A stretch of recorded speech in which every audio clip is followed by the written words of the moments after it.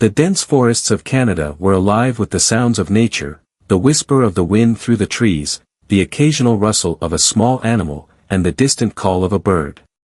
But amidst the tranquility, a haunting, guttural cry shattered the peace.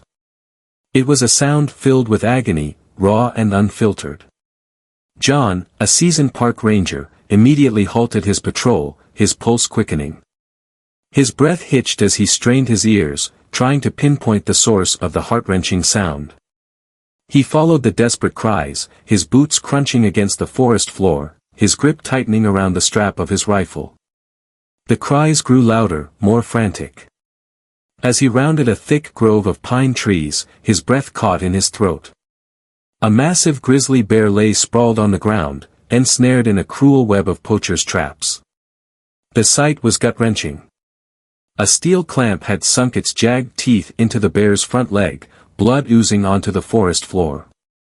A wire ring constricted its head, cutting deep into its flesh, while barbed wire coiled mercilessly around its hind leg. The bear's chest heaved with labored breaths, its eyes dull, filled not with fury but something far worse, defeat.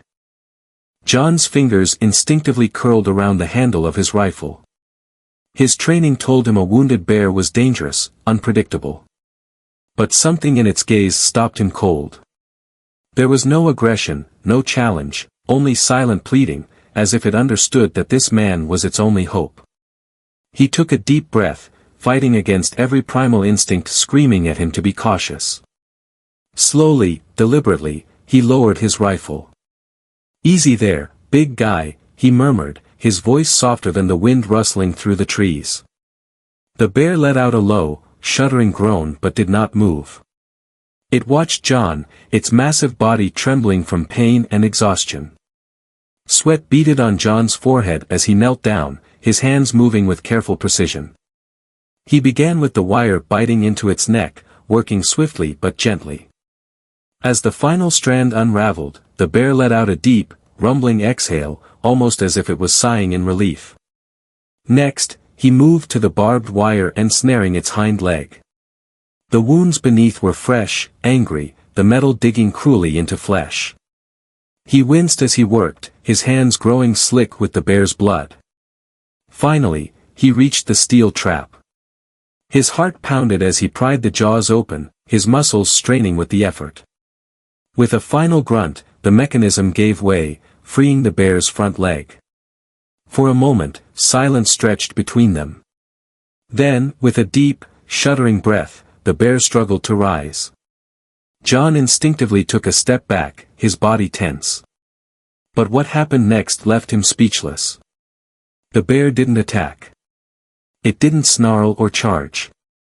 Instead, it locked eyes with John, an unspoken acknowledgement, a moment of pure, raw connection. Then, its strength failed. Its legs buckled, and it collapsed. John's pulse roared in his ears. He couldn't leave it like this. He grabbed his radio, his voice urgent. Within an hour, the rescue team arrived. They worked quickly, tranquilizing the bear and loading it into a transport vehicle bound for the wildlife clinic. The veterinarians confirmed John's worst fears. The bear had been trapped for days, its wounds festering, infection creeping through its veins. Emergency surgery was the only chance it had. John paced the waiting area, his chest tight. He had saved it once, but would it survive this? Days passed. The bear clung to life, fighting through the pain, through the weakness. And John found himself visiting more often than he expected. He stood outside its enclosure, watching. He saw how it moved, how it healed. And each time, their eyes met through the reinforced glass, an unspoken understanding passing between them. The other workers noticed it too. "You saved its life," a veterinarian murmured one evening as John watched the bear devour its meal. "And it knows that." Finally, the day came. The bear was ready to return home. John and the team transported it deep into the heart of the forest, to a place untouched by humans.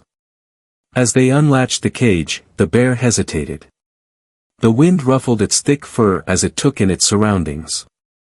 Then, with slow, measured steps, it stepped onto the soft earth. John watched, his heart hammering. Would it just disappear, vanishing like a ghost into the wild?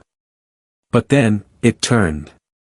Just before the trees swallowed it whole, the bear looked back at him one final time. Not as prey, not as predator, but as something far more profound. John swallowed, his throat tight. He knew, in that moment, that some connections transcend words, species, even reason itself. Then, with a final deep huff, the bear was gone. The forest fell silent once more, but something inside John had changed. He found himself wondering if their paths would cross again. Perhaps they would. Perhaps not. But he knew he had made a difference. And somehow, deep in his bones, he knew the bear had made a difference in him too.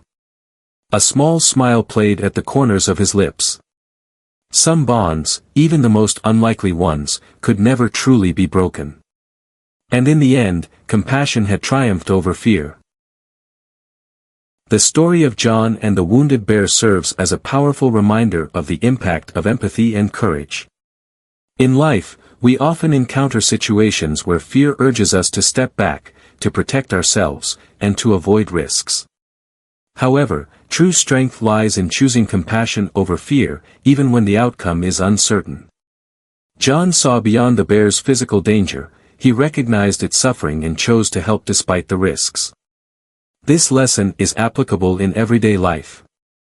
Whether it's offering support to someone in distress, standing up against injustice, or extending kindness to those who seem unreachable, our actions can create ripples of change.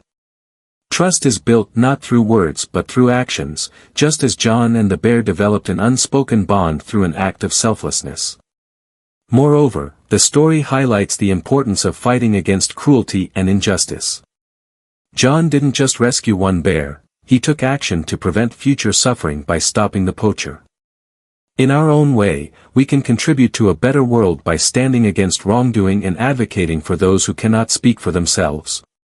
Ultimately, compassion is a force that transcends barriers, be it species, differences, or fear itself.